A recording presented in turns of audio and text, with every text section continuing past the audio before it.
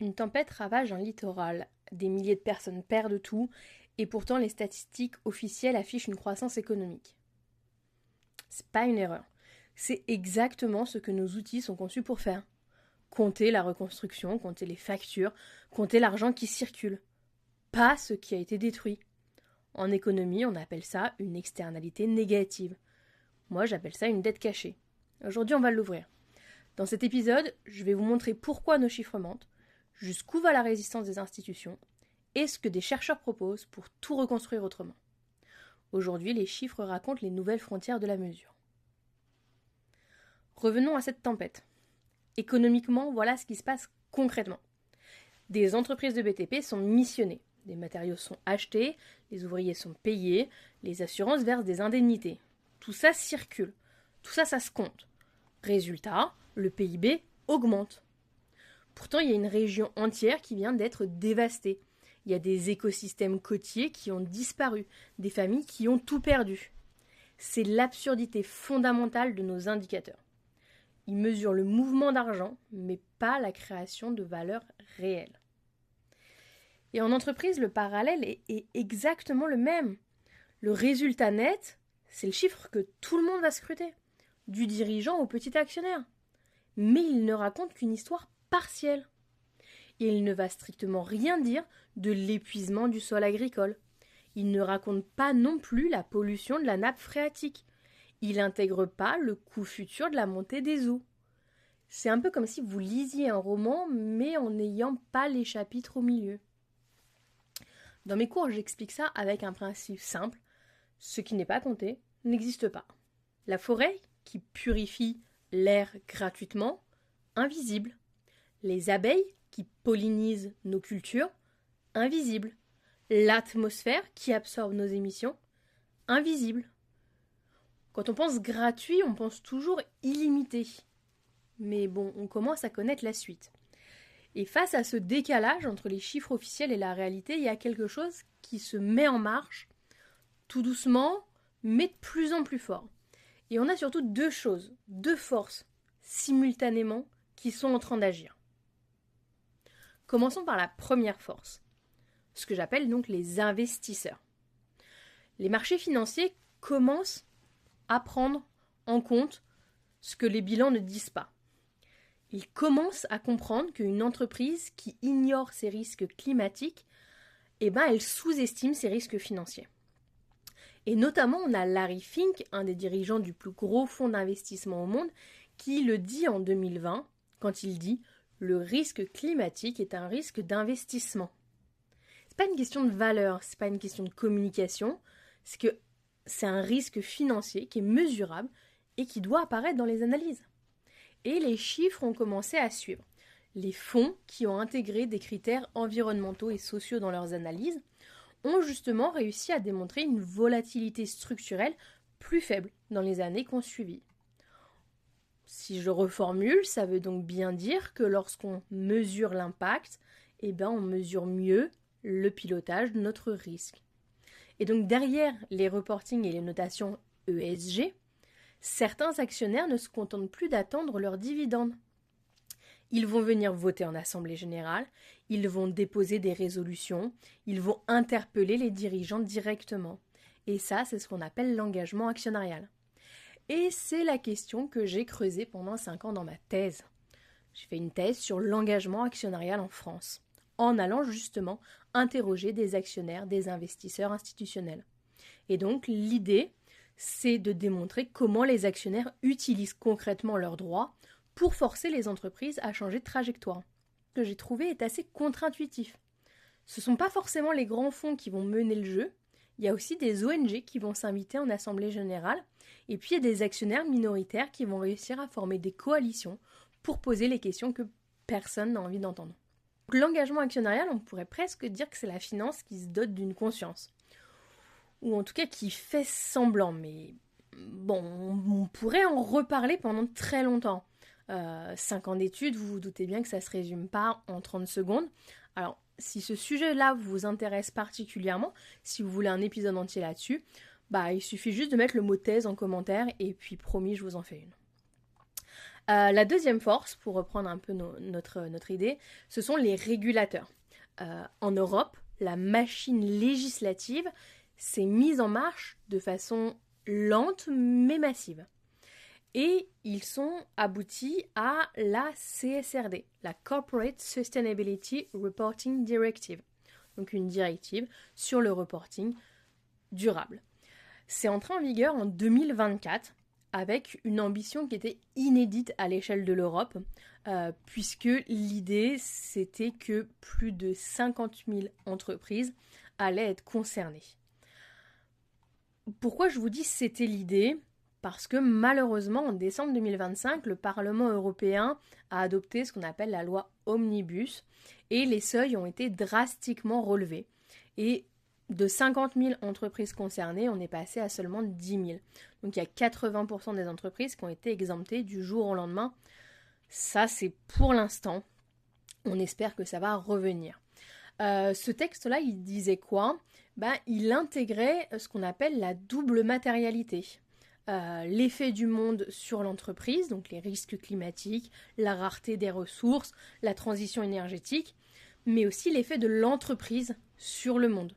Et là, pour la première fois dans l'histoire comptable, on demandait aux entreprises de rendre compte non seulement de ce qu'elles gagnent, mais de ce qu'elles prennent, de ce qu'elles détruisent.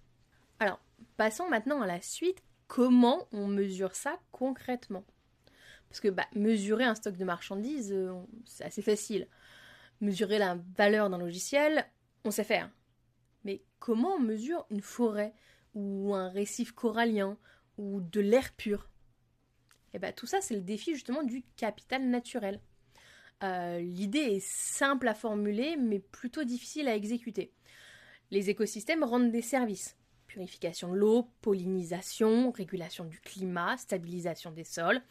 Et tous ces services, finalement, ils ont une valeur économique réelle. Mais pour l'instant, ils n'ont aucun prix de marché. Et quand il n'y a pas de prix, pour l'instant, il n'y a pas de compte. Quand il n'y a pas de compte, tout le monde s'en fout. On va prendre un exemple très concret. On va prendre une entreprise agroalimentaire. Elle utilise de l'eau pour produire ses boissons. Aujourd'hui, cette eau, elle est souvent gratuite ou quasi gratuite parce qu'elle va être auto-filtrée ou des choses comme ça. Mais si la nappe phréatique s'épuise, c'est pas juste un problème environnemental, c'est aussi une menace opérationnelle directe pour l'entreprise, parce que ça devient une rupture d'approvisionnement. Ça peut engendrer un arrêt de production. Donc, certaines entreprises ont commencé à intégrer dans leurs analyses internes un prix fictif de l'eau, même quand elle est gratuite, pour forcer les équipes à la traiter comme une ressource rare. C'est une décision comptable, mais c'est aussi une décision de survie. Et le cas le plus documenté sur le sujet, c'est Kering. C'est un groupe de luxe français et ils ont développé ce qu'ils appellent un EPNL, un compte de résultat environnemental. Et chaque produit de la marque est analysé pour son impact écologique réel.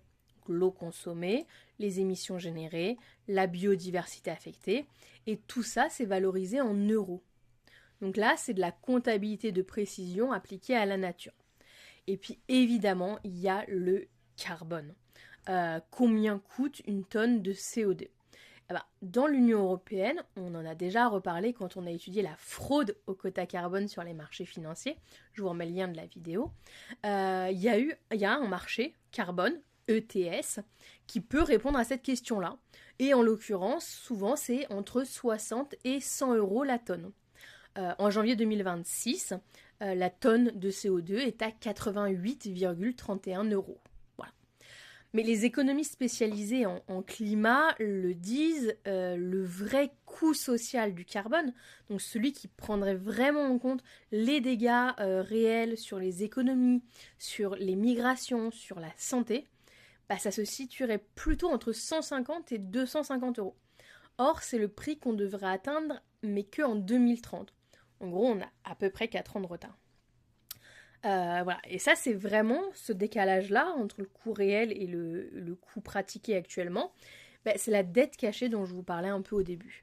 Alors, certaines entreprises l'intègrent dans leur compte avec un prix interne du carbone, notamment aussi dans les décisions d'investissement. Mais c'est pas encore suffisant. Mesurer, c'est être en capacité de décider. Alors que décider sans mesurer, c'est se préparer à être très très surpris, mais pas forcément dans le bon sens du terme. Bon, alors, on disait, dans cette vidéo-là, je vais aussi vous dire, c'est quoi actuellement la solution ? Il n'y a pas encore de solution concrète mise en place, mais il y a des grandes pistes de solutions qui sont très intéressantes selon moi. Vous voyez tous à quoi ressemble un bilan comptable classique. À gauche l'actif, à droite le passif, etc.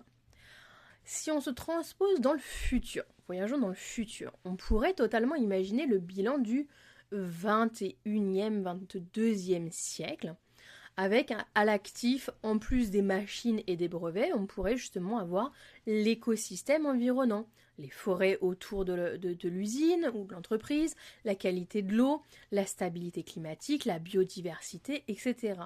Et puis au passif, en plus des dettes bancaires, on pourrait justement avoir des dettes environnementales, des dettes sociales, donc les émissions futures engagées, les risques climatiques non provisionnés, les dégradations de sols qui sont en cours, les impacts sur la santé publique, etc. Ça, ce sont des initiatives, des innovations qui sont concrètes, qui sont déjà en cours. Donc il y a plusieurs choses qui sont en projet actuellement.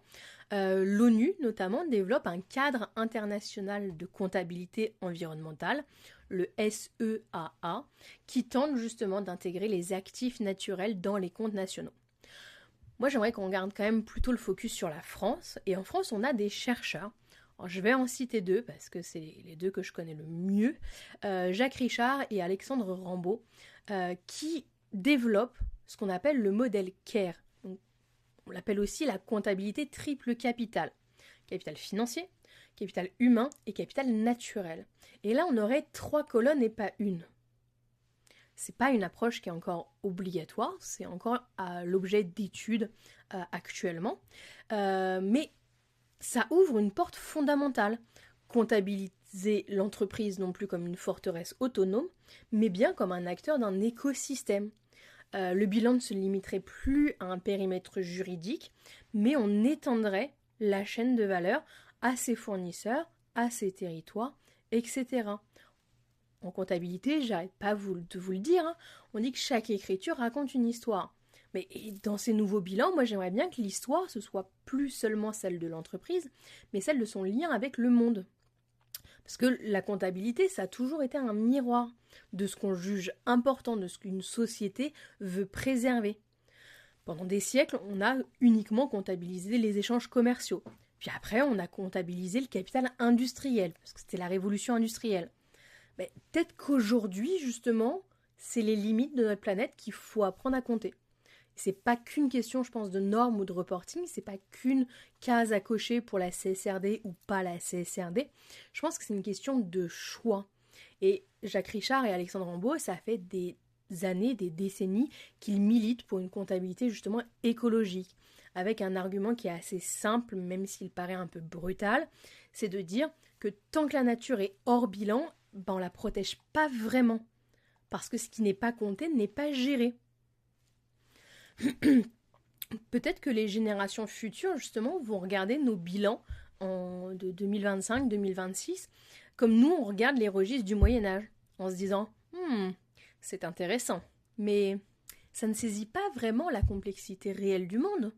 C'est très limité leur truc quand même. » Bon, évidemment, tout ça, ça va prendre du temps, mais c'est des initiatives qui ont commencé, qui s'ouvrent, et je pense que c'est quelque chose qui devient incontournable actuellement.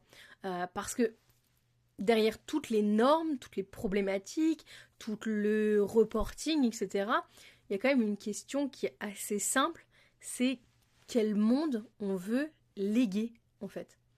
Si les méthodes de comptabilité alternatives vous fascinent, la comptabilité triple capital, le PNL, la valeur de la nature en bilan, je vous propose d'écrire alternative en commentaire parce que je suis en train justement de réfléchir à un format différent pour ce sujet qui me paraît important. Et ce serait justement une interview avec un chercheur spécialisé. Pas un cours, vraiment une discussion autour de ce modèle-là. Pourquoi, comment ça évolue, depuis quand. Et donc si la demande est là, je pense que ça pourra appuyer ma demande aussi auprès de ces spécialistes-là. Voilà. À bientôt pour une nouvelle épopée chiffrée où les nombres continueront de vous dévoiler leurs secrets.